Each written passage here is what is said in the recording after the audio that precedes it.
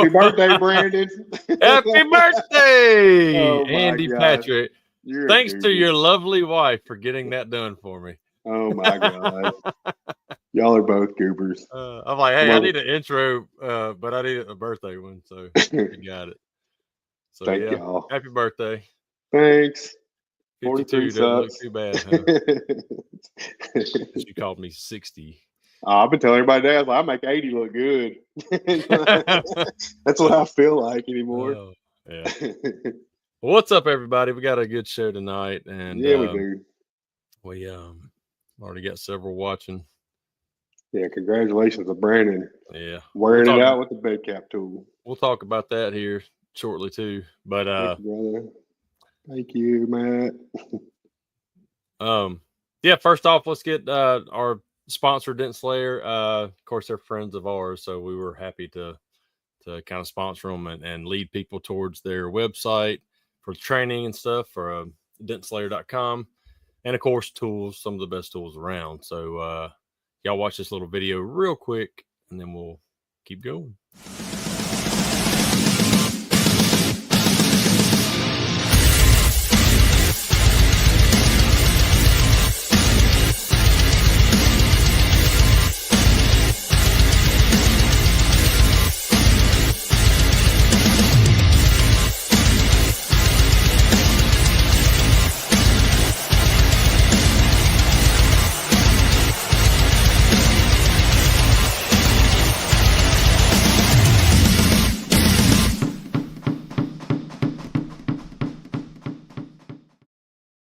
All right.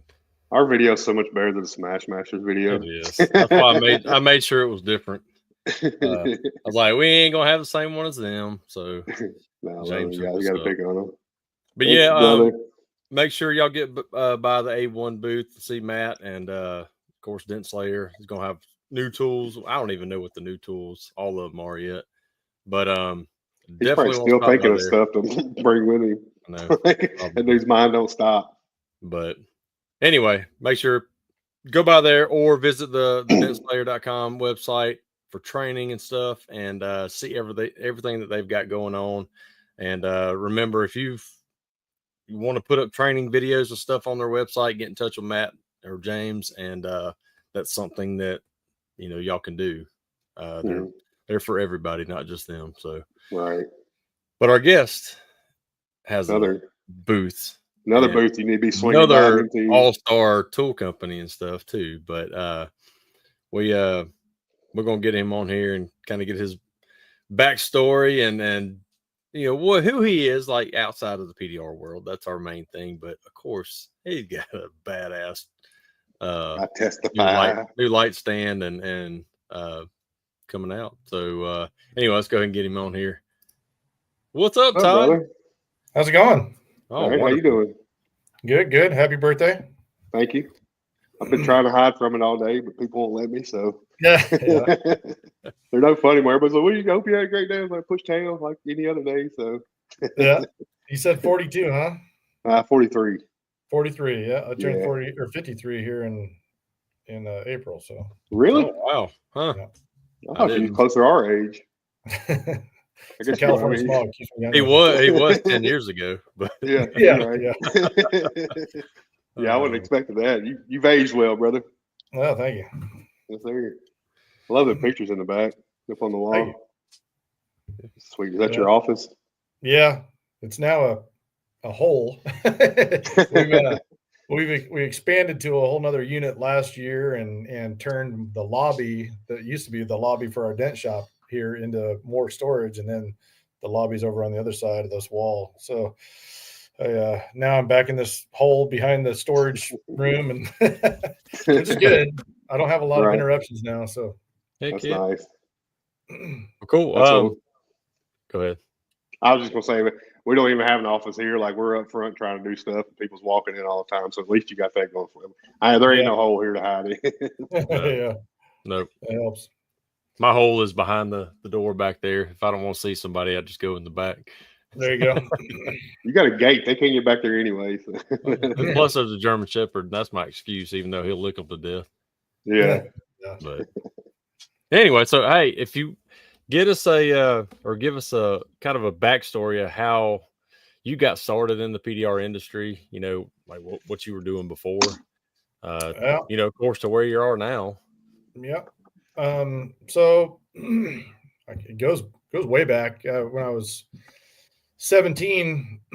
My last year is or just like the summer before my last year in high school. I was racing motorcycles and started painting helmets, and it blew up on me like quick. And you know, to shorten the story, I ended up custom painting for 10 years, right out of, basically starting in high school, and did helmets from people all over the world, and tried to go to work for Troy Lee Designs right before I ended up going to Dent Wizard School. And Dent's paid a lot more than Troy Lee, so I worked out where I got into the business. Got trained by Dent Wizard, and in '99. And was in the auction for probably close to 2 years, just a little under 2 years, and then it was getting too crowded. They just kept training guys, bringing more and more guys out to the auction. So, there's only so many panels we can fix, and when there's 6 guys, it splits the pie pretty good. So, I told them I want to go on their hail team, and did that for I guess pretty close to 2 seasons, and then found a time to jump, and they were kind of dicking me around, typical Dent Wizard, I guess, but not that I hate them. I actually, think their training was very good, especially at the time. I don't know if it still is, but who trained you? It was 2 solid months. I actually got out in 6 weeks and got to work early. But yeah, they were, well, it was one big deal. There was 2000, I think it was the 2001 storm in St. Louis. Big storm. I mean, it was some smash stuff. Well, they put us all of us corporate guys in a retail location where there was, their salespeople were untrained, didn't know how to estimate cars, and just a mess. And every night I'd go back to the hotel, and there'd be all these independent guys who are working at the van plant and making shit tons of money, and I was struggling to make like $300 a day doing hail, which is crazy. Yeah, it was crazy. So I'm looking at their numbers and I'm going, well, what the hell am I a corporate guy for if these independent guys get all the good deals? And of course, later on I found out, things were going on in the back end, but and then I went on my own and kind of did probably 1 season on my own, and then started a retail shop, and then I would go out and do hail, in the summer, and till the 08-09 crash. And when it crashed, my shop, it was like somebody just flipped the switch and turned the phones off. We actually were expanding and doing like all kinds of auto accessories, wheels, tires, lifting lower, all kinds of stuff. And it was like somebody turned the switch off. I mean, it was just so quick. Man, that's scary.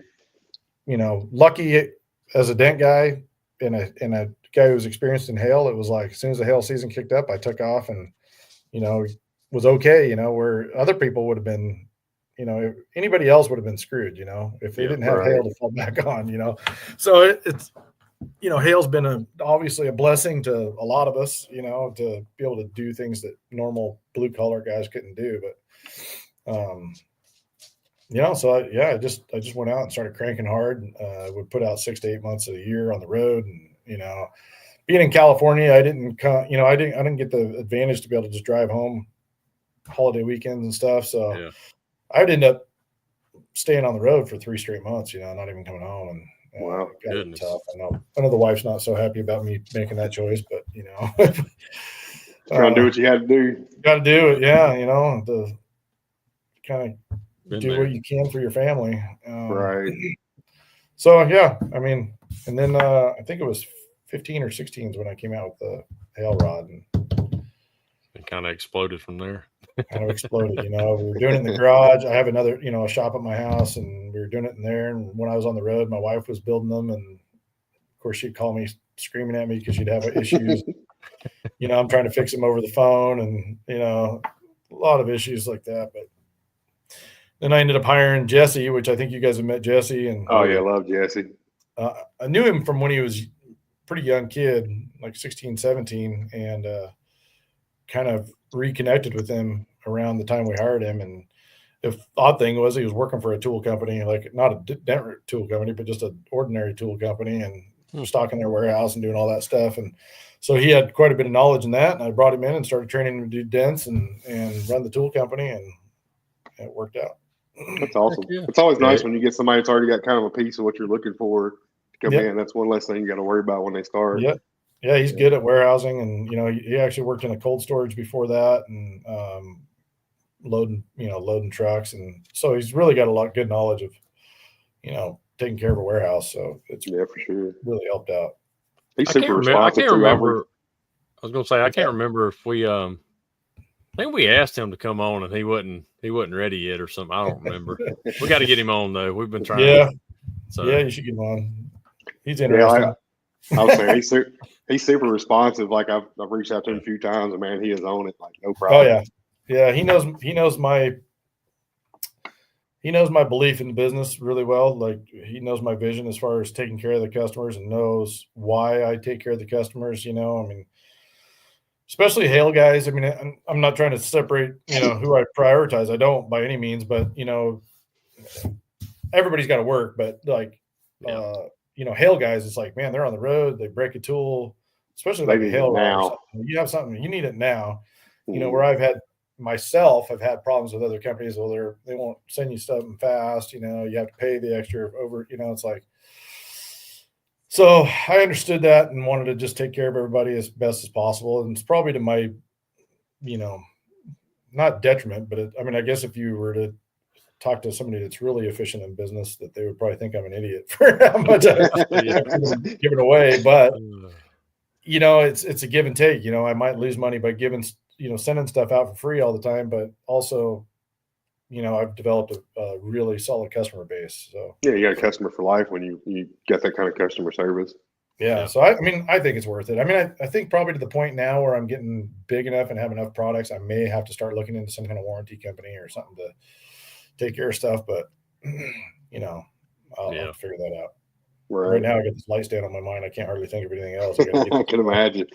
Yeah, and just to be transparent with everybody is, we were really hoping to have pretty much 100 of these built before the show, but some of my parts aren't done yet, and hopefully I'll have them by the time MTE is over. So we'll be asses and elbows building them, but they're probably going to be anywhere from 2 to 4 weeks out once people buy them. Okay. So unfortunately, I hate doing that. But it is what it is. I have to. Yeah. You got to make sure it's all right anyway. So yeah, and that some of that is out of your hands. Yeah, there's hundreds of parts to this thing. Obviously you guys can see it, and every single part's custom made. We have not bought one thing off the shelf. That's awesome. We tested with some stuff off the shelf, but once we tested it, then we designed our own part and then had them made. And so it's incredible. Like I've got 7 injection molds made for that. It's just a lot, and then, even those spring plungers for the rotating plate, those are all custom designed just to fit perfectly in there where we could just tighten them right up and be done with them. It's a project. And I owe it all to Chad. Chad from Endeavor Tools. He's doing his own thing outside of PDR, but he loves the design. So when he's got the spare time, he's all over it. And so we go back and forth. All summer long, we've been going back and forth, and he'll print me some parts, and I'll try them, and then we'll go to another place and have them made, and test those even further. And it's been a lot. It's been right. And this has been a design, not the finished design, but we've been working on a light stand kind of on and off for about 5 years. Yeah. Wow. Really refining what we wanted to do, what we wanted to accomplish, what we didn't want to happen, like the problems that the other stands have, as far as like the tipping, I think that, and I know that Stucky's he's got the patent on the battery in the back of the light. I think all lights should have the batteries built in. If you ask me, but a lot of people are staying away from it because they don't have a stand that can accommodate it without dragging around a weight of some sort. Yeah. I was just saying that today about my stand. I had it up on a tall truck roof, and with that Medusa, like I can just flip the switch on the Medusa instead of like trying to reach my freaking light up there to turn on and off. Like that's big too. It's so much easier to roll around without a heavy battery on the bottom of it. So yeah. Yeah. Big fan. So there's a lot of things we really wanted to tackle, all the sloppiness and just, drilled holes and pins and stuff that are sloppy and loose and create, when you have an 1/8 inch of slop at the bottom, it's 2 inches at the top, Yeah. So, Yep. and not that we don't have any movement, but we don't have any of the, it's almost like this, not the sloppy movement. There's just a little bit of flex in the carbon, but, we've really worked hard on. Well, taking the time, 5 years or whatever to do the R&D on it, really testing it out. I mean, that's just a testament to, your products and what you do and why they're so good anyway. Yeah. If you get Chad Peters involved too, like that dude nerds out. I love talking to Chad. Like, sometimes though I'm here and Chad goes like here. I'm like, dog, you lost me like a mile ago. He'll make you feel stupid in a hurry. That's for sure. Yeah. But you ought to see this. You ought to see this machine he's built. He used to build machines for this company all the time, like different things to help speed up production and some kind of manufacturing place. And I said, because we take with the hail light and the hail rod, we have, like, wherever we drill a hole for those button clips, we have to grind the inside, and we have to do that by hand. So we're drilling them by hand, and we go back and we grind these little things so the button clip will drop in a little easier. You don't have to push it so far. And I said, man, I need to come up with something that'll grind that hole better. Next thing you know, he's got this full machine built. It drills the hole and comes in and routes the bevel in the bottom, and all in about 15 seconds. That's nuts. And I'm like, God, I wish I would have asked him that 5 years ago, because it's one of those jobs too where nobody in the shop likes to do it. So they're like, absolutely, the last minute, and then they're starting to drill them and grind them, and it's dust everywhere. I mean, he's even got this thing with a full on. You slide the tube in, it's covered, and it goes to a vacuum, and you hook the vacuum up to it, and it completely sucks the dust out while you're doing it. Freaking Chad. No mess whatsoever. Yeah, now he's in the process too of building me another one that all those sleeves that go into the hail rod and the hail light are pressed in. So we use a big, we put glue in there and put them in, and then we have to press them with we have a 3-ton press or whatever. But it's like, you pull the lever and you wait for it to go down, then you got to push the lever the other way to get it to go back up, and it takes forever. And it's a 2-man job, where he's building me one where you just drop it all in and it goes. So we should probably be able to do at least 100 sets of tubes in just a few hours with a couple guys, one on one machine, one on the other. Wow. So, at least that's once it's all, going in working order like that, it's gonna be huge for y'all. Yeah, it's gonna, I've had to I'm hiring a new guy on Monday, and to just to build this hail light or the light stand. Yeah. It's a big deal. And I was like, I just need one guy to focus on one product and make sure it's perfect every time. And, so what you kind of talk about is the Black Widow stands. I know people, Andy's got a ton of videos out there. Ray and several out there showing it, and it looks phenomenal. And talking with Andy, I mean, it's so easy to use. But talk about it a little bit, like what made you think about doing the wheels the way that you did it? Because, I mean, the first pictures I saw that you posted about, the little teasers, I'm like, how is this going to work? Like, Andy's got the flooring, that, that corrugated looking flooring to snap in. I'm like, how's it going to roll on here? And it just rolls smooth as can be. Yeah. I was pretty skeptical myself. Chad's actually the one who showed them to me, because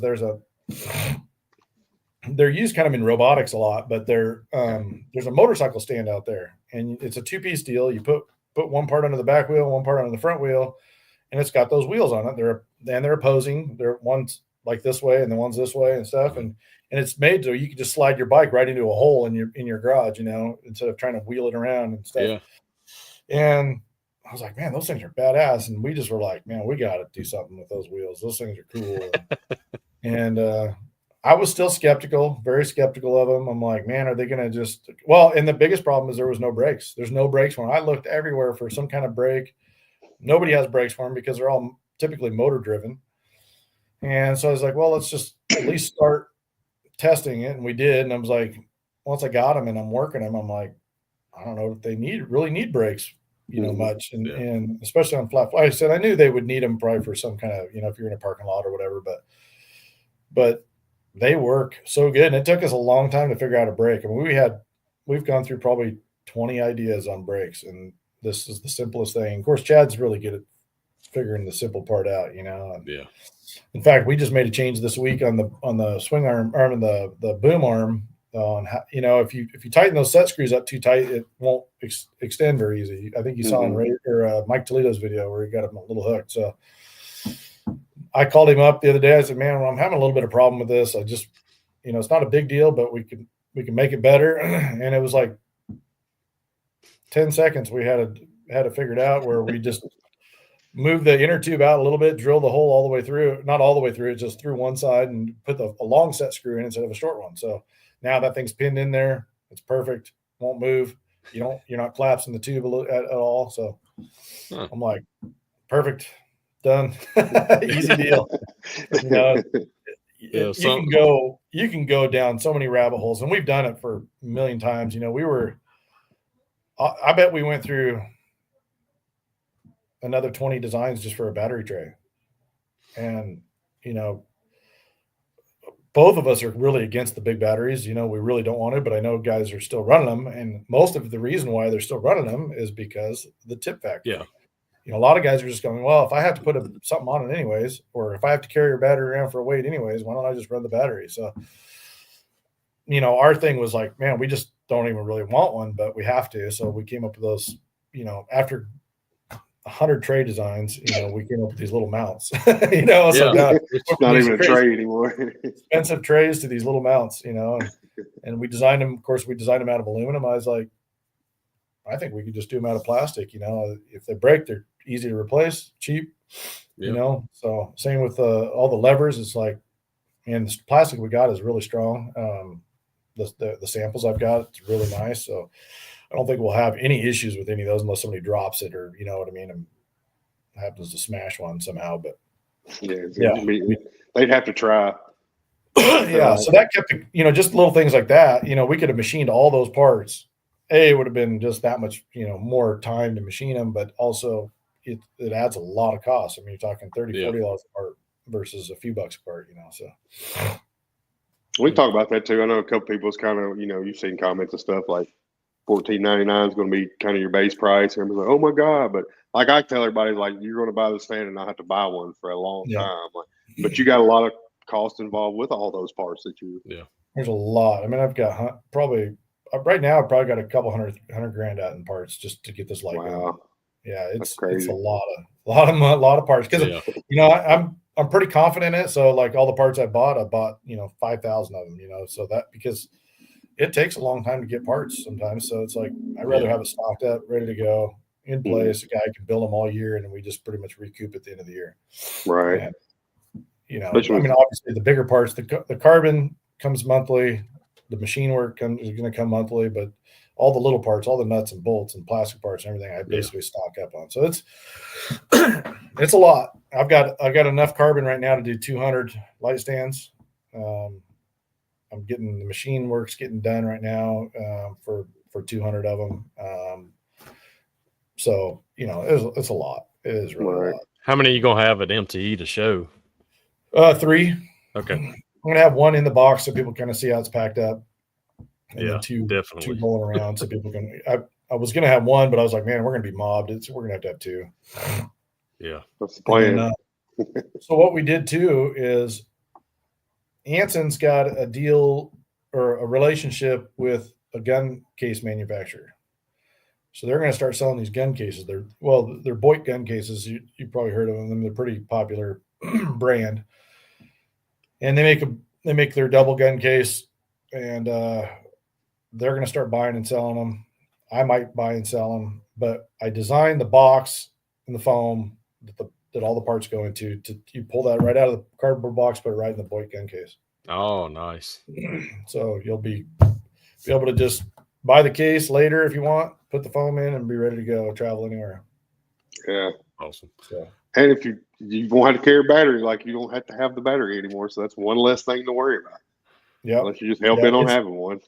It's even got a spot for the Medusa in that foam. Nice. With the double gun case, does it take up both sides, or is it just all in one side. It's just they double. It's just wider. Just wider. It's not so narrow. I didn't know if a hail light would fit in there. As a hail light does fit in there, but not with the stand. Okay. So, but they're basically, the reason why they want to do it is because it'll fit both of their it'll fit their biggest light and their smaller light. So, so they're you can use it for you can buy them for keeping your light heads in, and keep it for your light stand, and you can keep it for if you want to run tools in it. So it's like if you have all the same gun cases stacked in your truck, it's pretty clean, and pretty nice and packed. Makes me think of what's that movie with Antonio Banderas where he carries the gun cases around? Like 2 gun cases, one with your light and you stand coming rolling out of the trail. Yeah, I mean, it gets to be a lot of stuff, but I mean, if you want to be efficient and you want to be, have it pack in your truck nice, sometimes you got to spend some money. Right. I do $14.99. What's that? It's saving time for me too. Like I did a hail estimate with it yesterday, just not fighting a freaking light stand to get it in the right spot. I'm just bam, bam. So it's already saving me time on, my repairs or my estimate. So that's huge too. Yeah. I went like 2 months without I don't think I ever articulated the boom except for to put it away. Mm-hmm. I just leave it straight out and just up and down, Right. Just, you eliminate a movement, but you also eliminate wear and tear on the tool, Mm-hmm. So, absolutely. Desperado, that was it. That's what I'm thinking. Yeah. Well, I can't wait to play with it in person down there, and then of course get one. But I'd already left Andy's before he got it. So I couldn't play with it. I just have to sit there and drool over the videos. But I'm looking forward to people seeing it. And I've had people probably almost every day asking me to pre-order one or buy one early, and I'm like, can't do it. I want everybody to feel it, touch it, see it. There was a post Trey Scott put on about, today, where I'm sure you saw that. And I'm like, I didn't take offense to it. I knew he wasn't talking to me, but I wanted to explain. I sent them out to you guys to poke holes in it and try to figure it out. I mean, of course, last minute, but, I wanted people to test them and then give me feedback and fix them, but also help promote it as well. But it's, I want people to touch it and feel it because it is so different. It's not, I don't want somebody to get and go, well, what the hell is this? I don't know. This is so far different because some people can't handle that. They can't handle the difference. I probably had for the first 2 years of the Neverlist, people still asking me, well, we need to make it slide up and down the boom. I'm like, you don't need to. You just need to change the way you're doing stuff. And once you get it, you'll get it. And you won't, I'm not trying to say it was the best thing the world's best thing, but it does change the way you work, and you just have to let yourself get used to it. Once you do, it's easy. This is going to be the same way. Well, I'm learning that 1,000% after the past 2 days of launching my bed cap removal tool, and all the damn negative comments. I just ripped them suckers off and replaced them. Or for $35. Not for $35. I mean, it's just like left. Like these people aren't going to buy it anyway, right? But it just. Yeah, I'm finally gotta get it fixed again. I mean, I've had tons of people say that they would never buy $1,000 hail rod, but once they finally tried it, they said I should have bought it 5 years ago or 4 years right. ago. Yeah, you've been wasting time. Same thing my dad used to say about all his Snap-on tools. You can go down to Harbor Freight and buy you that, but you're gonna buy it 3 or 4 times compared to my once. So, I got a bullet. I got a great story about the Snap-on deal because, not all their tools are Snap-on quality. I know they sell some other stuff that's not quite there, but I have a buddy that was a airplane mechanic for UPS. So he's working on these big, huge planes, and they had a computer system in there that was bolted down. They couldn't get the bolts out, and they broke, I think, 3 different torque wrenches. They got the Snap-on and went double its limit and got it saved at $85,000. At the time, it was an $85,000 computer they saved. Jesus Christ. So that tool paid for itself. Oh yeah. So the fact that anytime $14.99 was, we knew we were going to have to push the limit on the price. I mean, we did on the hood stand, we did on the hail rod a little bit. But if you want something different or something better and to solve the problems, it's going to be more expensive. I mean, if you want the best of the best, it's going to be, because it's not like you're just sitting out there producing stuff constantly just to get stuff out there. Like I said earlier, 5 years of R&D, Yeah. research development, 20, 30 versions of this thing to get it to where it's at now. And then even after you send them out, you're already tweaking a few little things. I mean, that's just that's what you want. Yeah, you'll never see me just cranking out tools every year. You know, it's like Right. I've had some years where I don't have anything new at the trade show because, you know, I'm just trying to spend more time refining what we have and just making the business better overall. And I don't see a value in just pumping stuff out nonstop. I mean, it just doesn't. Right. You know, I don't see a value in making something 10% better than somebody else's. You know, if I'm going to do it, me and Chad have talked about that. We talk about it all the time. You know, we had to basically erase everybody else's light stand out of our mind. We had to just start from scratch. We had to throw out the budget. You know, we didn't want any budget on this thing. We just wanted to build what we thought we could build the best and then see where that kind of lands. And we were able to, I think, landed at a pretty reasonable price for what we've got into it, you know. I think so too. I think I could have probably charged more, but I wanted to try to keep it reasonable. Mm-hmm. So that's kind of where I'm at with the this guy down here that commented, like, he was at my shop when it came and got unboxed and everything. He's hard to run over to, like, get happy about some tools and stuff. He's just that guy, but he was truly impressed with the light stand. So yeah, oh, Jeffy. Yeah, and I think that's kind of the way the model we're looking at with everything. It's like just throw it out the window, start from scratch, and even like, I mean, I've talked about, you know, working on some other projects and thinking, well, I'm just going to go to somebody that is in a different industry and say, look, here's what I want. Let's design something. And so they've never seen what's in the PDR industry is what I'm kind of looking at. It's like, how would somebody else look at it? You know, somebody that's in manufacturing or somebody that's in, you know, inventing and you know, manufacturing work and see where they would land on it and see where we could go from there. That way they're not, because it's too easy to look at somebody else's stuff and then kind of just build off of that. You know, you got tunnel vision. That's what you know. So you're going to, and that's why we got stuck with like the battery tray. You know, we were really stuck with how are we going to do this and not be just another tray that sits on there and rattles around, you know? So we really just tried to make the best product we could make without copying anything else out there. Right.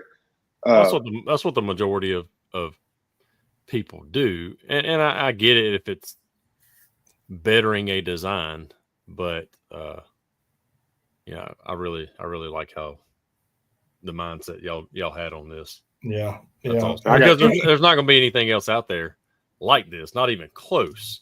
Yeah. And it's so pretty. It's just pretty. I know. I look at it all the time. I go, man, can't even believe I built that. And especially, you know, I've always stayed away from all the anodizing and all the coloring and stuff until recently, and you know, because it's just one more step. But yeah, it's well now you need we'll say you need a picture of it behind you in the middle of the two Ferraris there, or whatever. So because it's on Ferrari, it's like a Ferrari now. Yeah, it's funny too because when we were designing it, we were going through a lot of base designs and how to make it fold up quickly and blah blah blah. And we kind of pulled up a design that we had probably Chad had thrown together, just a rough idea of that scissor base probably 2 years ago. We pulled that back up and we're like, well, why don't we just use this? And then I started looking at it, I'm like, man, if I anodize that red and we call that thing the Black Widow, I go, it'd be the coolest thing ever.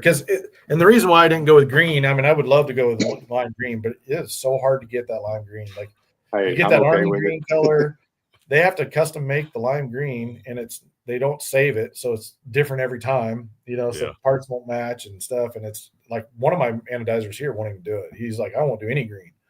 So I'm like, let's just go with the red. Call it the Black Widow. And boy, it looks good. Did I see a Never Loose? It's red anodized too. Yeah, you gonna have them at MT? I have. Yep, I will have those I will have one there, but I'll have the ones on the stands. But yeah, I do have. I had 300 of them made, so right now basically it'll be.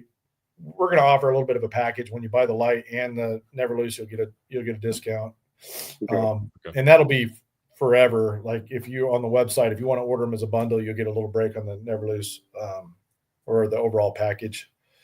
So that's kind of it.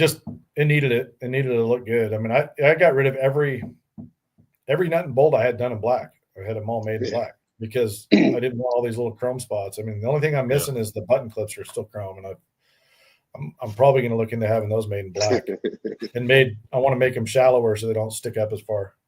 Right. Nate McDowell's asking, you sell Carbon Tech T-shirts? Because I got one. We do, and everybody who buys gets one. And we got. Oh, I should have brought. Oh, you know what? Oh, shoot. I'll have to have Jesse run me in one, but we got the Jesse. Hey, he finally get on the show. Yeah, he might have already shipped them all out. But they got some sweatshirts. But we got the original Carbon Tech logo, but it's got the red outline, and then on the back it's got the Black Widow logo. So everybody who buys something at MTE gets one. We actually had more made this year than we ever have. So sweet, awesome. It's like $3,500 in shirts to give away. Gray Weaver says, I think I have everything on everything that Carbon Tech makes. Love the products and the customer service. Absolutely, couldn't agree more. Thank you.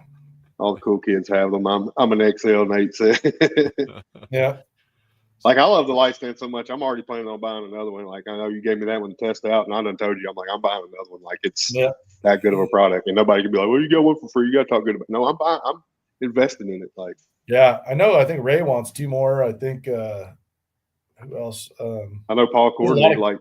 Paul Corden wanted to get that pre-order in. You're like, nope. Yeah, there's a lot of guys wanting, ask me, I want 2, I want 3. I'm like, you haven't even seen them personally. It's like, you may hate it when you see it. I don't know. I mean, it is different. I can't say that it's going to be for everybody because it is different. But I think one of the biggest advantages of it is to be able to drop that boom all the way to the bottom. I think that's the biggest.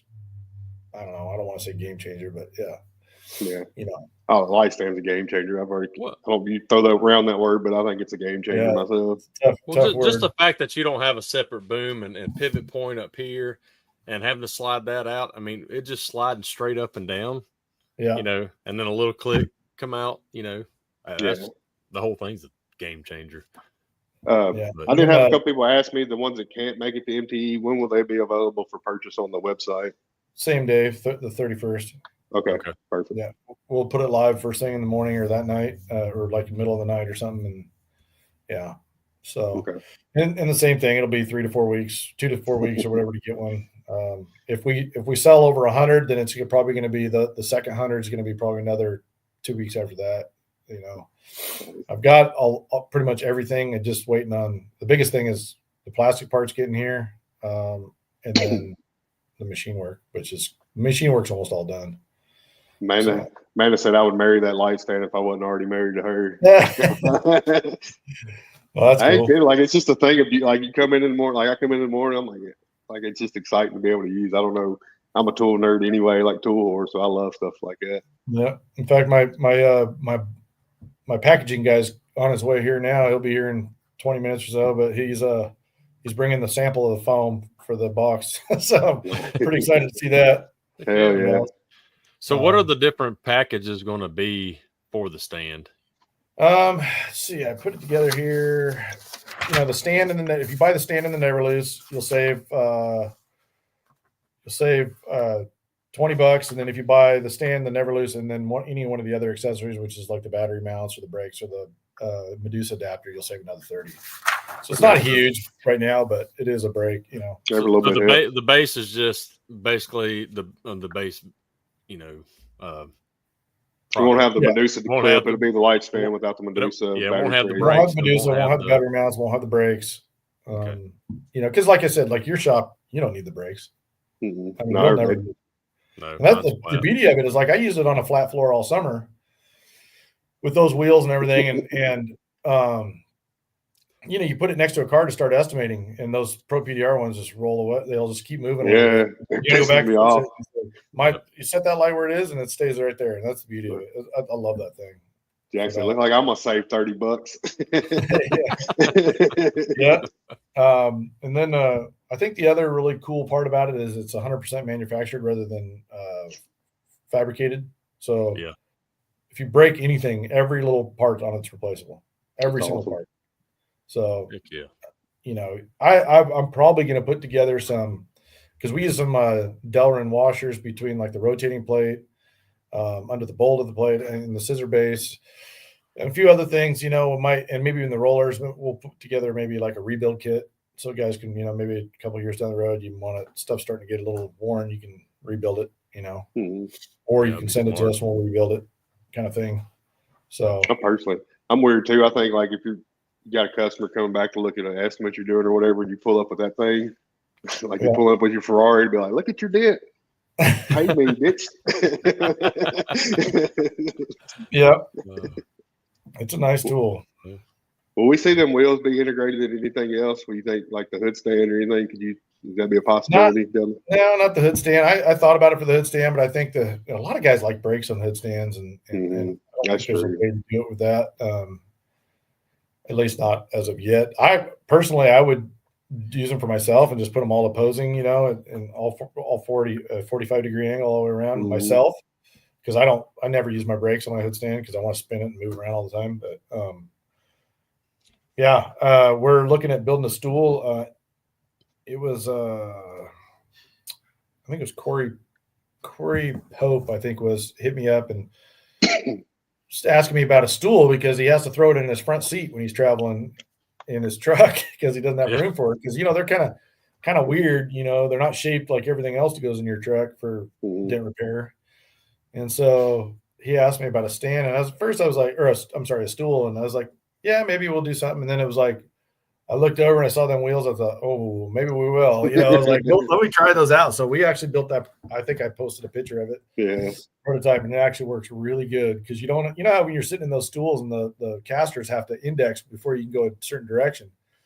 This doesn't. You just go whatever direction you want. That's awesome. So it actually was when first time I sat on, I was like, first I was thinking, you know, are these even going to work? You know, I mean, I know they work on the light stand, but as you're sitting on that stool, are they going to work? And it freaking works great. So we've got a stool design. We're working on a few things for that to make it adjustable and all that stuff. But still break down. You break it down, put it in either a small box or just break it down and it fits in a case or something. But it's awesome. Heck yeah. Yeah. Can't so wait. that's one thing. But I've definitely looked into using them anywhere, and we've actually had some prototype stuff made to make those retrofit to all the other light stands too, but we haven't come out with those yet. I was saying I'd like them on like a pack out, like if you can make a pack out base with those. Yeah, you could. Again, it's just, you know, if you had to be on a hill or something, I mean, it'd work great in your shop. Yeah, I mean, it'd be a by case use, but here it wouldn't be no problem. But yeah, I'm seeing how other people would have issues.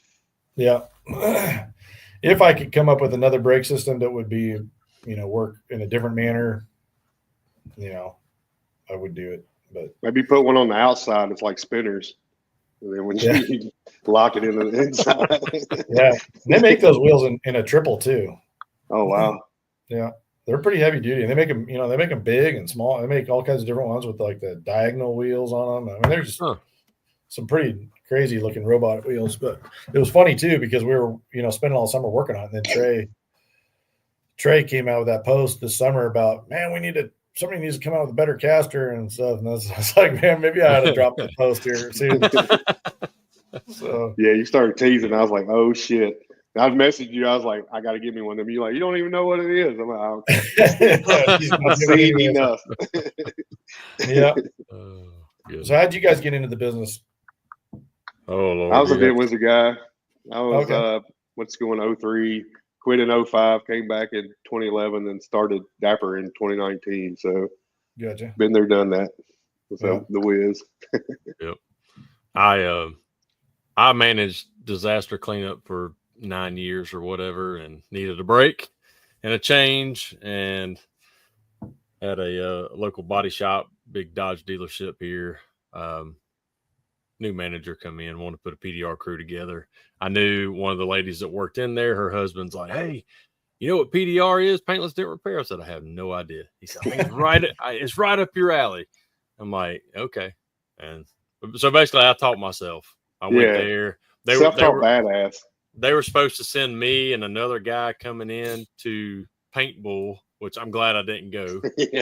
Because because he didn't learn shit in 2 weeks that he was there. And so yeah, basically I just taught myself. And Brandon's a line board freak too, so yeah, I like those, but I love lines. So. I can see the damn. I just can't fix the damn thing with those things. So they're great. They're great for estimating. Like Yeah. you can see everything, but yeah, once I get if I try to put no, we just they're great. They're great for big crowns. I love them for big crowns when I'm doing smash work. Yeah, I can see that for sure. See me rolling, the hating. That's what he said for the stand. Yeah, I can put that to a song. Yeah, once your eyes trained one way, it's hard to go the other way. Mm-hmm. I mean, I looked up, you know, back then, you know, Toledo had some stuff out, and then eventually, you know, Dent Trainer came out, and you know, watching that, but that was just kind of get tips and tricks, but it was just trial and error. I mean, I had every used car I wanted to work on, you know, and you know, the other guy would be like, "Hey, I got a challenge for you over here," and I'd go look, and it's on a rail, and we just had Worth tabs. We had a plug-in cigarette lighter light that was this big. I mean, and a line board. But the only good thing that he got out of the paintball class itself was an entire set of PDR finesse tools. And I have all of them damn tools besides like one or two. Because after I left there, they started using me, you know, to do their dents. I remember one time I did like $225 dent or whatever. And they were like, you know, how much we owe you? I said, well, I tell you what, I can send you this invoice, or you can just give me them tools because they're just collecting dust. They're like, okay.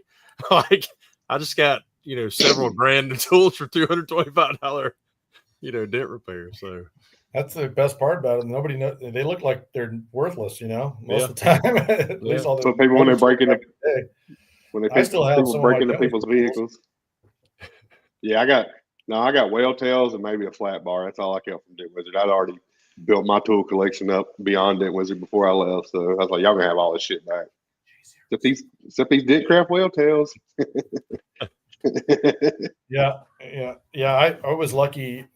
My first hail job was with Dent Wizard, and it was in Frisco, Texas. And I showed up with what little tools I had.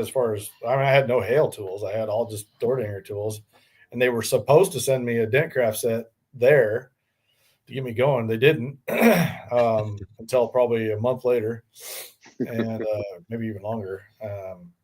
So I'm working away, just struggling at a Ford. We're doing Fords from a dealer, and one guy, Steve Shapiro, was one of the first guys I met. Came over and gave me one Dentcraft whale tail, the blue handle one. That's all I had. And it was like I'm fishing in holes, trying to fix these Ford Ranger hoods that are all honeycomb, and I mean it was tough, that's for sure. But Mark said, I wish I would have invested in training before I bought my tools. I remember somebody telling you that, Mark, and you're like, I got to have this. You don't know how to use it. Go get trained first. Yeah.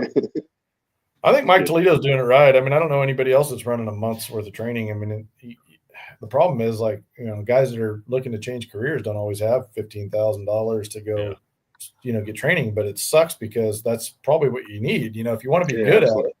Yeah. Otherwise, you spend $5,000 or $10,000 and you're left kind of out in the cold for trying to figure it all out, you know. Right.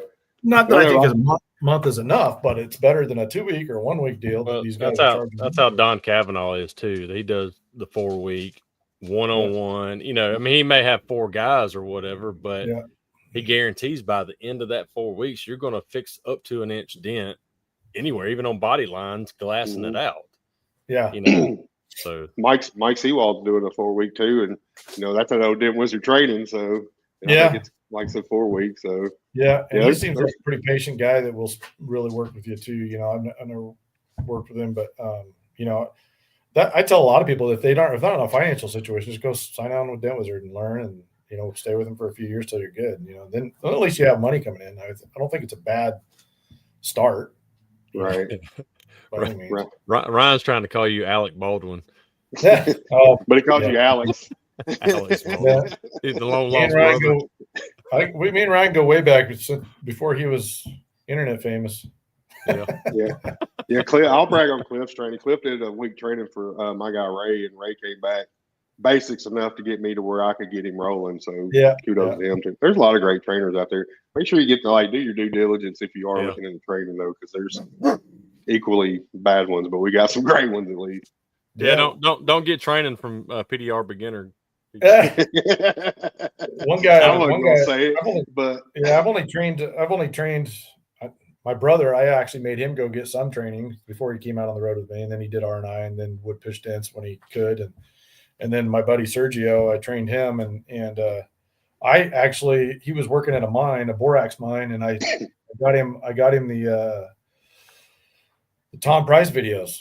And I said, just start watching these, at least get some.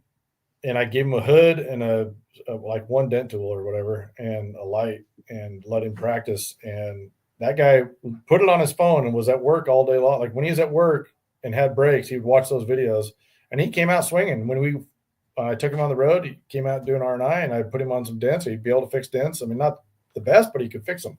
Right. And I was like, man, those videos must have been pretty good. But he also dedicated himself to watching them. Dent Slayer, the part of the Dent Slayer online training, they got Tom Price's training videos and kind of integrating them with their stuff too. Yeah. Trying to read what Ryan wrote. Local guy wasn't paying Todd. The guys asked what Todd was going to do about it. Todd said, "You're going to pay me, or I'm going to beat you." Well, we got paid and moved on. Yep. Oh yeah, the old Hail Trail got a little rough sometimes. I was lucky to find a pretty good group of guys that once, after the first year or two, I was like, I can work and not have any problems pretty much. So yeah. So we haven't gotten into anything of who you are outside of the PDR world. Like, you married? This happens a lot. Yeah, married. What's he like to do?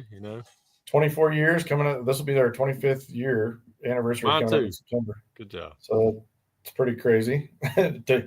You don't hear of it. It's crazy how not that many people are married that long anymore, it seems like. And it's something I'm pretty proud of, that we've been able to hold together through good and bad. Not that we've ever had really any bad, but you know how it is. But just yelling at you when she's putting your rods together while you're out of town chasing hail. Yeah. That's bad. Yeah. What's my favorite karaoke song? I don't do karaoke there. You know that, Vince. I'm not big on being in front of the crowd, that's for sure. Thank you, brother. But, it's outside of work. I golf a lot, as much as I can, which I'm pretty stoked that I've got some great employees that I can step away during the day, a couple days a week, and get out and golf, and they can take care of everything. Jesse's amazing.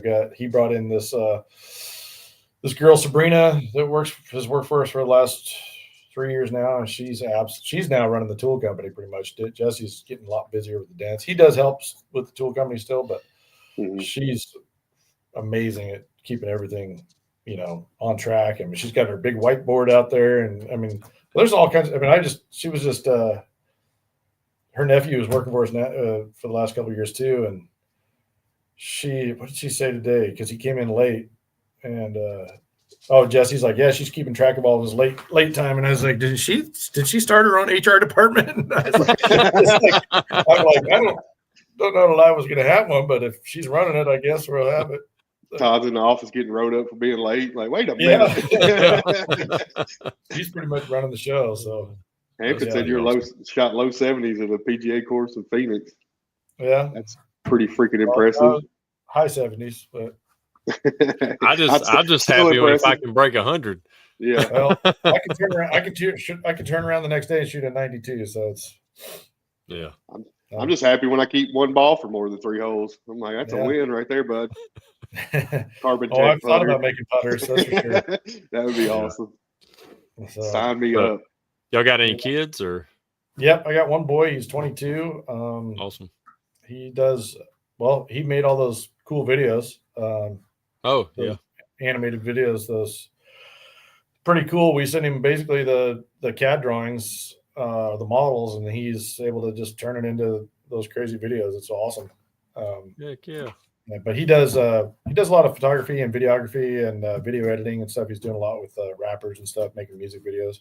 Oh shit! So awesome. He's in and out of LA all the time and trying to get his foot in the door there. It's crazy because he wasn't like huge at video games when he was young, but all of his friends were like a year or two older than him or 2 years older than him. So when they all graduated, he kind of like fell into they all graduated, went to work, and he's still going to school. So he kind of fell into the video game thing then, and it was driving me nuts. Well, next thing you know, he's got his video deal down in LA with this guy who's big in the industry. He's worked with Beyonce and worked with all the big names. And like, well, and he found the guy through playing video games, on his headset. That's crazy. Like, so it paid off. He just ruined my argument, Yeah. But, I just find shit talking 8-year-olds when I play online. Yeah. So he's that one guy kind of helped him meet a bunch of other people.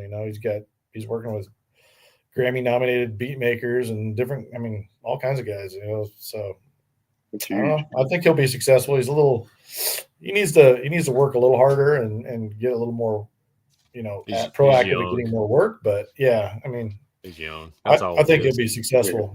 He's good at what he's doing. His videos are good, and obviously what he did for me was really nice. So. Yeah, those were nice. Yeah. We just put together a video yesterday. He took all the photos for the website for the light stand, and we did a video. It's just kind of a cheap video, but how to assemble the light when you get it, So we're going to throw a QR code in there so you can watch a video and put it together correctly. And sweet. So Hampton was asking if he's still in BMX. He's not. No. Too busy hanging with rappers. Too busy balling. Yeah. No, he just, like I said, all of his friends kind of grew up away from, they all went and got jobs and stuff. So none of them really. The dirt bike thing, we raced motocross for a few years, and that was kind of cool. That was kind of the nice thing about being on the road for Hale is when I came home in the winter, I could take all the, kids are off for winter break. I could take them all to the track, while their dads are at work, and, we go 4 or 5 deep and go ride at the track, because Southern California is cool because we got, 8 or 9 tracks in Southern California, and pretty much they're all open during the week for practice, and during the winter months, like right now when, Supercross just started this last weekend, and you can go out to any of these local tracks and the Supercross guys are out there, practicing. So that's badass. Really cool, so you're out there. In fact, one year, one of my son's friends hopped on they have they always have like the mini bike track, and then they have the vet track and the main track. And several years ago, we were out there, and the Ricky Carmichael team was out there. It wasn't Ricky Carmichael; it was his team he owned, and a couple of the top pros were out there. And one of my son's friends was riding on the mini track, and one of the Josh Hill jumps on the track and starts riding with him. Next thing you know, he's like, my son's friend's like doing no footers with him, and like we go to Supercross like a month later, and he's like, "Hey, you remember me out at the track?" And he's like, "Oh, that was you," and like giving him shirts and all kinds of cool stuff, That's cool shit. But you can't really experience that anywhere else in the country, at least maybe in Florida, but a lot of those guys have private facilities now. So right. But yeah, it's kind of a cool feature of Southern California if you can get past all the other garbage. Yeah. You got this and you got this. Yeah. The weather's good. Dirt biking's good. Golfing's good, but other than that, I don't want to be here. Right. I think a lot of people. I got my shop in South Dakota. I go up there pretty much all summer and push some hail and golf a lot up there. So nice. Yes. Would like to move up there full time. Well, maybe not full time. Maybe still have a place in the winter in the South somewhere, but just not. I just want to get out of California. It's just too expensive and too crowded. And that's what this guy did. Yep. Vince rolled out. Getting everything's burning down. Yeah. We actually, I have pictures out my son's window this summer, just looking right at the flames, right at the mountain there.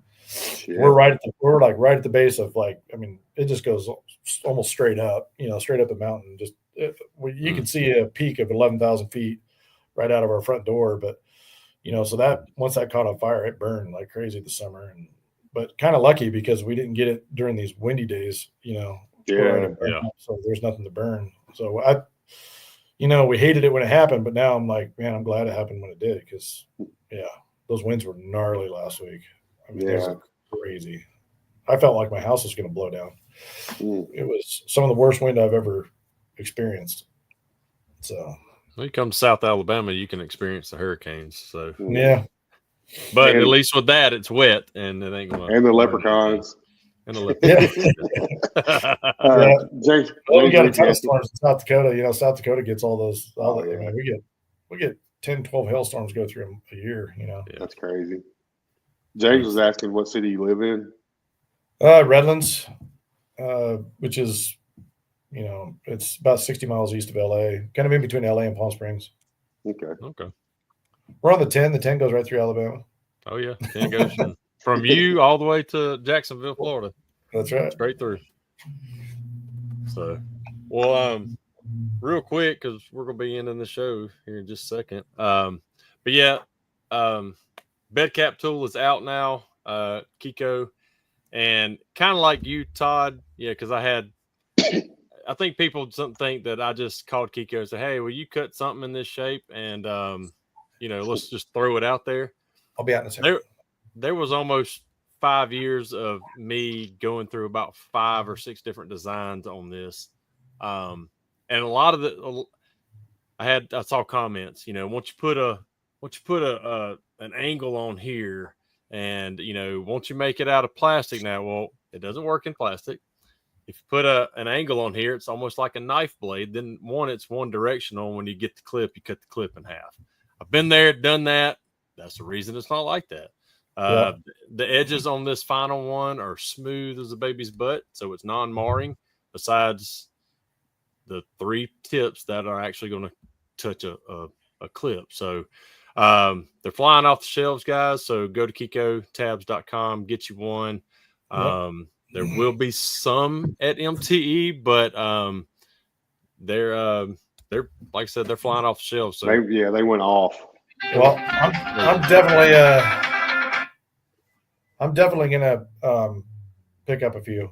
I'm gonna put some for you know, my shop here and shop up in South Dakota for sure. Well, I don't even have. This is my version. It's not even the one with Kiko burned in on it. Let me go get mine. This was the last one that they sent me right before I okayed it, and so I don't even have videos me using this with all different types of bed. All my old videos are with my original one that I'd had cut. Yeah, and that's awesome. And the only one like I could find that I posted was a Chevy bedside. Yeah, I know they're easier, but the whole point of it is to show how it gets the clips. And you know, everybody wants a video of, not everybody comments, you know, oh, do it on a Ram, do it on a Ford. Well, if it works on them all except the older F-250s like 99 until they finally changed the bed caps in the late 2010s. You need a grenade. You need a grenade to get them suckers off. No, I think it's a great tool. And Jesse showed me, I think yesterday, and I was like, "Oh, that's awesome!" You know, so finally somebody came out with something. You know, and I understand. You know, you got to put in a lot of thought in these things, and people think that you just came out with it and like you just designed it yesterday. You know, but I'm sure you've ran through every scenario in your head or with prototypes to get there to get where you're at. So for sure, yeah. It's a simple tool. It's but it works great. And once you get used to it, you know, us guys like normal PDR guys that are out there, whether you're mobile or whatever, you're not going to be replacing bed caps. Yeah. You know, if you're in you got a day job that you're trying to get done, like you're not going to wait on a bed cap and shit. You want to minimize breaking that. Absolutely. I hate taking them things off. I break them every time. I'm no good at it. I'm terrible at RNI because I get so frustrated and just start tearing shit apart. Yeah. I got a headliner on order right now waiting to come in. I've ruined a few. Somebody got a little too happy pulling that. I've ruined a few, that's for sure. Oh man. It's not my proudest moments, but yeah. It happens. Then it's fixed. Todd, man, we appreciate you coming on, brother. Thank you, brother. And can't wait to see you and see this Black Widow stand at MTE. We're only a couple of weeks away.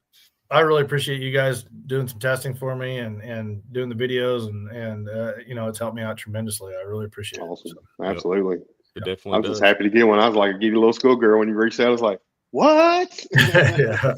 Well, you guys have a platform. I know, you know, I don't want to say it, you know, it's just there's, you know, people out there that can reach a lot of people, and that's what I needed, you know, and I know you guys are good dudes, and so yeah, it worked out good. Well, the thing is, I mean, you know, going back to Trey's post today, yes, I've had free tools sent to me and stuff, but I'm one of those, like, I don't automatically go on and review something. I use it. I'm going to use the damn thing. And if it's good, I will praise it. If not, I'm going to give feedback. That's the whole point. Like me even giving these private tools feedback. out. My original ones, they're out there. I don't think there's anything wrong with that. I think, if you don't like it, then just stay quiet. Let the guy know behind the scenes and say, hey, hopefully he'll make some changes. And then when the product does finally come out, it's going to be a better product. And exactly. And I feel like if somebody's not going to like it, they're probably not going to do a video, and just, which is fine. It'd be better that way than to kill it before it actually gets better. You know what I mean? Like you could actually kill a product and say, oh, it sucks, I don't want to do it, or I don't like it. Well, what if the guy makes a bunch of changes and he comes out later? People are still going to think it sucks. You know what I mean? But so I think it's about the right way to do it, but I don't want anybody to lie about it either. If there's something right. Exactly. So, exactly. Yeah. Well, there's some truth to that whole statement there. I mean, you do have to be careful who you listen to. So yeah. But you got to have that research and development out there, and you can't just do it on your own. You have to send that stuff out to get true feedback. So non-biased. Yeah. Yep. Well, guys, I really appreciate it. I got to get going. Yeah. Well, thank you, man. Sure and a little busy. Appreciate everybody watching and commenting tonight. And we'll let you know who we have on next week. But we'll see y'all at MTE. So bye, everybody. Take care.